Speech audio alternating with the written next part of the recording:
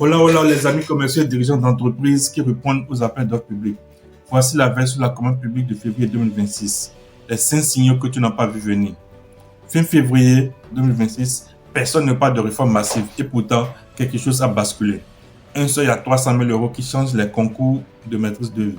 Une DSP, délégation de services publics ou annulée pour rupture d'égalité. Une doctrine plus exigeante sur les avenants. Pris séparément, cela paraît technique. Mis ensemble, cela redessine le terrain de jeu. Si tu travailles en commande publique, ton année 2026 vient de changer. Et si tu continues comme en 2025, c'est une grave erreur. Dans cette vidéo, je te montre ce qui s'est vraiment joué en février 2026. Et surtout, comment t'adapter dès maintenant. Pas de nouveaux codes, pas de grands choix législatifs, mais 5 signaux très clairs que sont 1. Un décret qui permet aux collectivités d'éviter le concours sous 300 000 euros en maîtrise d'œuvre. 2. Le lancement du CNCP, comprendre Conseil national de la commande publique, nouveau centre de gravité national. 3. Une fiche d'âge, direction des affaires juridiques de Bercy qui renforce la rigueur sur les modifications de contrat. 4. Une DSPO annulée à Versailles. 5. Un arrêt l'éport de la Cour de justice européenne sur les groupes et leurs filiales. Avant, tu pouvais traiter ces sujets comme des brèves. Après février 2026, il raconte une tendance lourde, plus de souplesse en amont, mais plus d'exigence en aval. Dans cette vidéo, on va voir d'où ça vient, les pièges que presque personne ne regarde, les 3 scénarios possibles pour 2026 et ton plan d'action concret en tant qu'entreprise ou acheteur. Avant d'aller dans le vif du sujet, je vais te parler d'une plateforme extraordinaire qui s'appelle Winovia. C'est une plateforme SaaS d'agents IA qui permet aux PME et ET d'analyser et de répondre plus efficacement aux appels d'offres publics grâce à l'intelligence artificielle. Aujourd'hui, ces entreprises perdent énormément de temps et des opportunités à cause de processus manuels complexes et peu structurés. Winovia analyse les dossiers de consultation des entreprises et aide à la génération de contenu de réponse pour permettre aux entreprises de répondre plus vite et de remporter davantage de marchés publics, le tout en se basant sur leurs propres données et de manière personnalisée et sécurisée. La mise en place se fait en moins de 4 heures et les équipes de Winovia sont à votre disposition pour répondre à toutes vos questions. Prenez rendez-vous dans le lien en commentaire pour en savoir plus sur la plateforme Winovia. Maintenant, allons dans le vif du sujet. Pour le premier signal des 5 énumérés plus haut, commençons par le décret du 20 février 2026. Ce décret modifie l'article R.2172-2 du Code de la commande publique et ajoute une exception simple. Pour une collectivité territoriale, si le marché de maîtrise d'œuvre est inférieur à 300 000 euros hors taxe, le concours n'est plus obligatoire. Concrètement, ça change quoi? Avant, le concours était la voie quasi automatique. Maintenant, en dessous de 300 000 euros, la collectivité peut choisir une procédure plus simple et beaucoup plus souple. Pourquoi ce choix? Parce que d'abord, cela permet de réduire les délais. Ensuite, d'éviter les coûts lourds sur des petits projets. Enfin, fluidifier l'investissement local. Imagine une commune qui rénove une salle polyvalente pour 260 000 euros hors taxe. Avant, elle devait mettre en place un concours, un jury, payer des indemnités et des mois d'attente pour publier le résultat. Aujourd'hui, consultation plus légère, décision plus rapide. Sur le principe, c'est pragmatique. Mais attention, plus de liberté ne veut pas dire moins de risques. Et c'est là que le sujet devient intéressant. Je vais te montrer les pièges que personne ne voit dans ce nouveau décret maintenant. Premier piège, le faux petit marché. Si le besoin réel dépasse les 300 000 euros hors taxe, mais qu'il est artificiellement découpé pour rester sous le seuil, le juge peut le requalifier. Tu gagnes. En tant qu'entreprise, tu gagnes, tu signes et 6 mois plus tard, tout tombe. Ce n'est pas théorique. Les juridictions regardent la réalité économique, pas uniquement le montant affiché. Deuxième piège, les attentes implicites. On te dit, pas de concours, ce qui pourrait paraître ce qui est bien, mais on attend un rendu presque équivalent.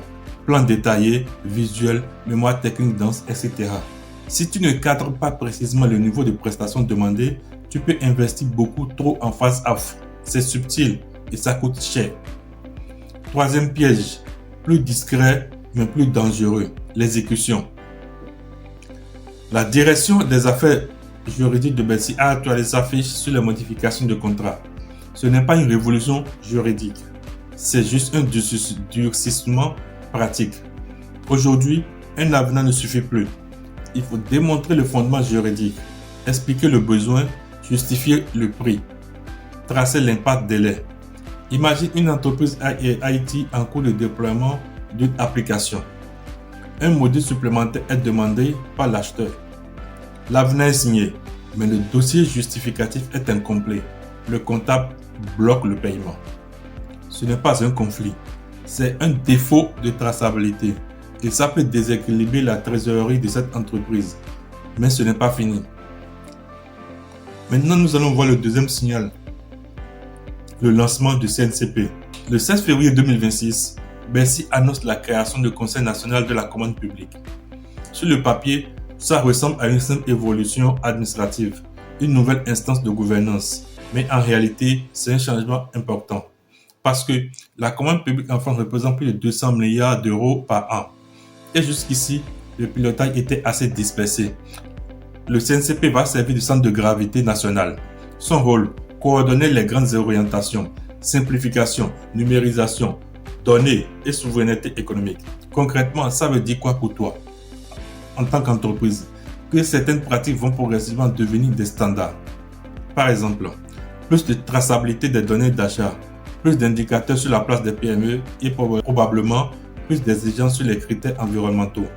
Ce n'est pas une contrainte immédiate, mais c'est un signal stratégique. Parce que les décisions prises dans ces instances deviennent souvent, en général, les règles du jeu de demain. Nous allons voir maintenant le troisième signal des 5 signaux énumérés plus haut. Troisième signal, la fiche d'âge sur les modifications de contrat. La direction des affaires juridiques de Bercy a publié une fiche actualisée sur les modifications de contrat en cours d'exécution. À première vue, ce n'est pas un nouveau test, mais dans la pratique, c'est très important. Pourquoi? Parce que cette fiche explique précisément quelles pièces justificatives les comptables publics attendent pour payer une modification de marché. Et c'est là que beaucoup d'entreprises se font surprendre. Avant, on pensait qu'un avenant signé suffisait. Aujourd'hui, ce n'est plus le cas. Le comptable veut comprendre pourquoi la modification est nécessaire, quelle base juridique elle utilise, comment le prix a été calculé, quel impact elle a sur les délais. Sans ces éléments, le paiement peut être bloqué.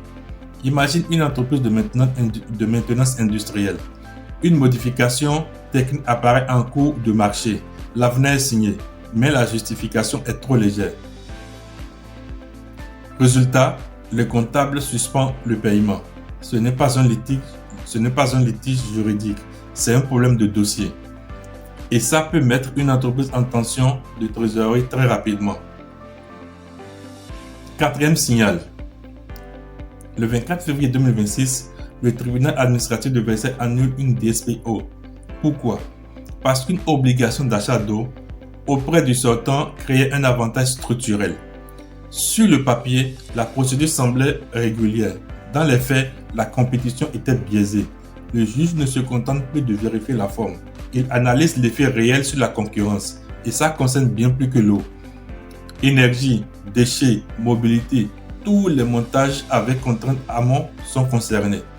Cinquième et dernier signal, l'arrêt LIPOR de la Cour de justice de l'Union européenne. Une filiale détenue à 100% reste une entité distincte. Si tu utilises ses capacités pour candidater, tu dois prouver clairement son engagement. Qui fait quoi? Qui porte les moyens? Qui exécute? Sinon, ton dossier peut être fragilisé. Le message est clair. La transparence devient stratégique. De tout ce qui précède, nous avons 3 scénarios possibles en 2026. Premier scénario, scénario noir. Les procédures simplifiées se multiplient. Les contestations aussi. Des marchés sous-évalués, des DSP attaqués, des avenants bloqués. Résultat, une tension généralisée. Deuxième scénario, Le scénario réaliste. Un an d'apprentissage collectif, les collectivités s'ajustent, les entreprises professionnalisent leurs dossiers, plus de rigueur documentaire, moins d'improvisation. Et le dernier scénario, le scénario optimiste. La souplesse en amont accélère les projets. La rigueur en aval sécure les exécutions. Le CNCP structure progressivement les standards communs. Dans ce cas, tout le monde monte en compétences et la différence se fera sur l'anticipation.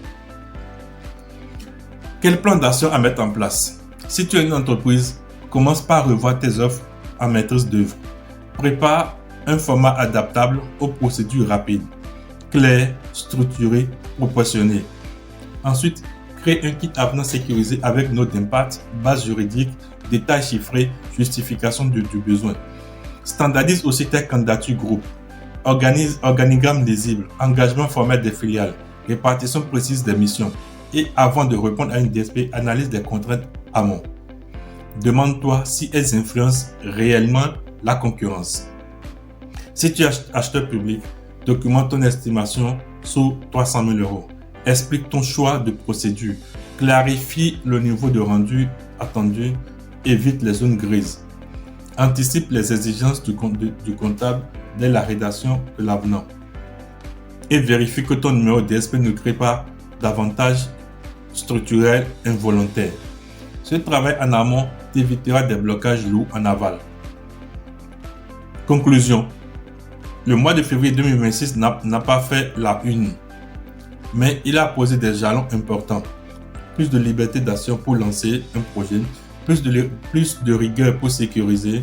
Ceux qui comprennent cette bascule maintenant auront une longueur d'avance. Si cette analyse t'aide, abonne-toi. Si tu veux une analyse détaillée faite sur ces 5 signaux, inscris-toi à la newsletter gratuite de Radar by Winovia et en commentaire. Like la vidéo et dis-moi en commentaire ton secteur d'activité. On continue à décrypter tout ça ensemble. Si tu cherches un outil pour gagner du temps dans ta gestion des appels d'offres grâce à l'IA, écris outil en commentaire et je vais te l'envoyer.